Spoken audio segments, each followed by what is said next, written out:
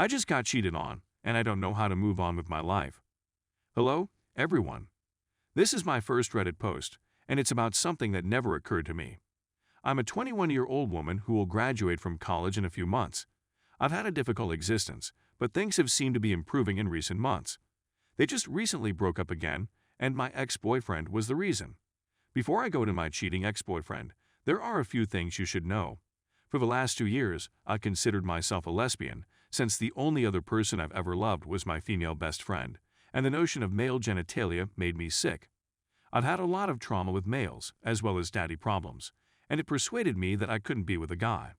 Until Adam came along 20. Adam was my first buddy.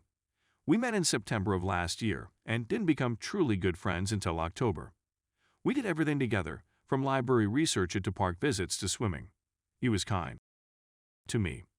When we went outdoors and it was below freezing, he handed me his gloves.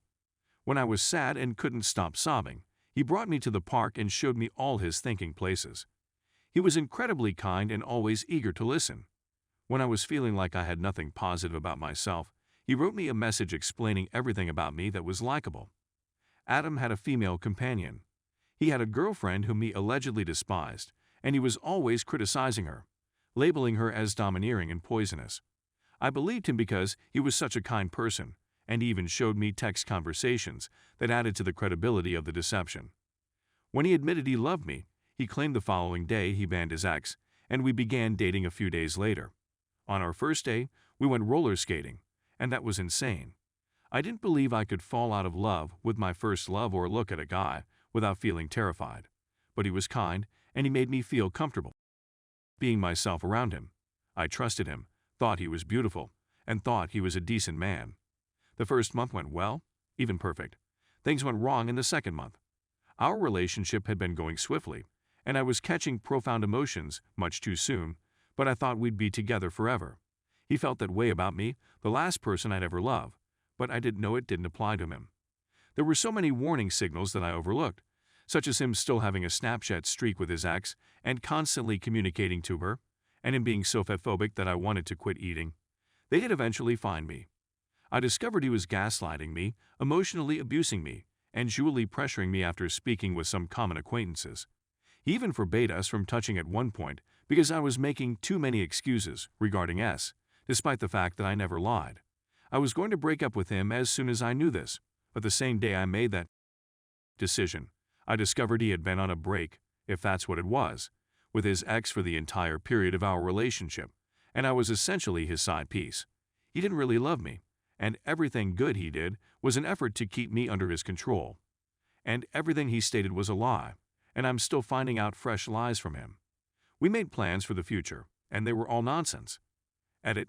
Since I didn't provide much background, I simply wanted to mention a couple things he's done.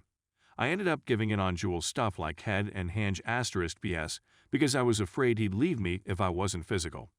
Second, when I challenged him about his relationship with his ex, he branded me a liar and claimed that he never stated he blocked her on Snapchat, when he did. Third, there was a time when I went to a restaurant with a friend and he got angry because I didn't invite him, due to him being fatphobic and me not wanting my friend to suffer from his prejudiced sense of humor. And he ended up going there too with a mutual friend, and he ended up ignoring me even when I said hi, texting memes to a guy who usually harassed me, and making incredibly cruel comments about my friend to our mutual friend. Fourth, he lied about girls not liking him in high school, the cause of his cancer, why his father smokes weed. Said it was for back pain, but it turns out it's for extreme, borderline abusive anger issues, and his ex being toxic. Turns out she's incredibly sweet, and he just wanted to play the victim.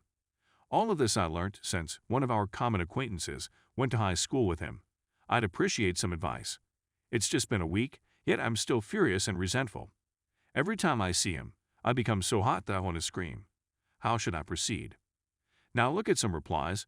Calm, you get mad, really mad, cry, scream, in a pillow if necessary, break something, hit something, safely, listen to sad horrible music, watch terrible sad movies. Then tomorrow wake up, get ready, and start the rest of your wonderful life without that freaking loser. Focus on getting the FK out of college and having an amazing life.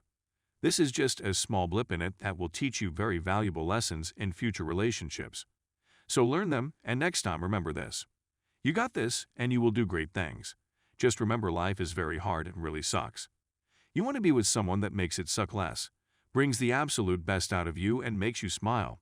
If they make your life harder, bring out the worst in you, and make you cry, you are better off alone.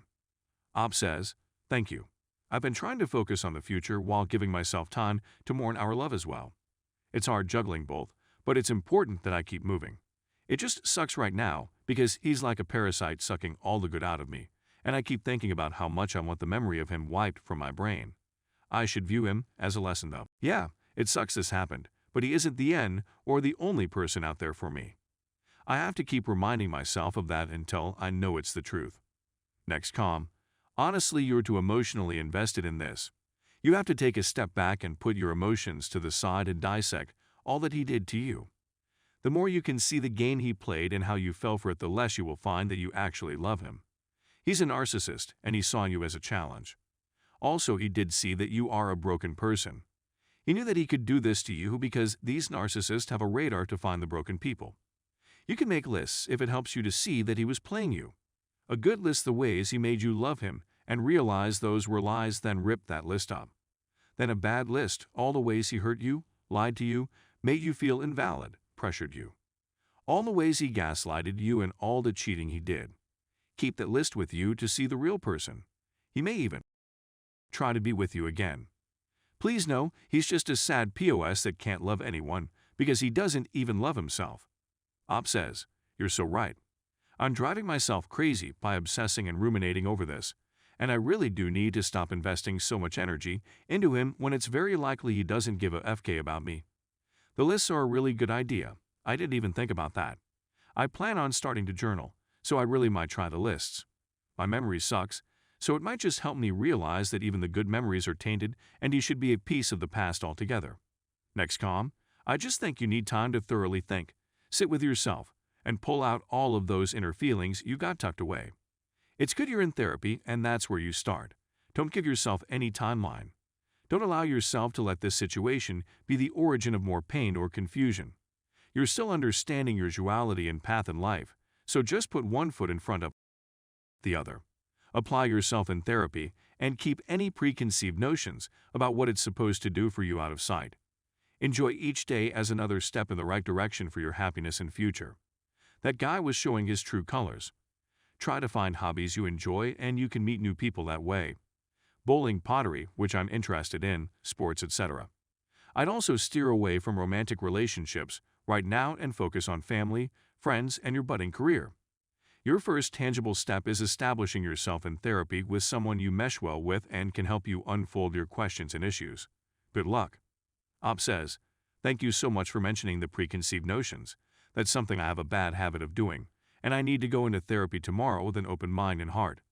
If I go in there thinking I'll be magically healed or end up disappointed, nothing good will come out of it. Like a self-fulfilling prophecy, haha. Next com might seem as a weird pitch, but try to use empathy, even though it's probably hard. Try to understand why he did those things, not as an excuse for him, but for understanding the psychological function of the person. Try to envision all the reasons he acted poorly and what he lacked in situations that needed more maturity and compassion. The fastest way and the healthiest way to move on IMO is to grow a sort of pity for the person because he wasn't able to be a better person because of his unresolved issues. Realize that you are not the reason for his actions. We all have our demons we fight, and no one showed us how to manage self. Keep your head up, don't question your self-worth, and strive to be a better person each month. I wish you peace. Op says, I really like this idea a lot. I've been villainizing him, and all my friends have warned me against that because the minute you make someone a villain, you lose a part of yourself and stall your healing process. It ends up so unresolved. I appreciate you mentioning this because it's so toxic to get into a cycle of hating someone and dehumanizing them. Eventually, I gotta realize he's a person too, and he get up exponentially, but there's always a reason someone does what they do. Thanks for reading.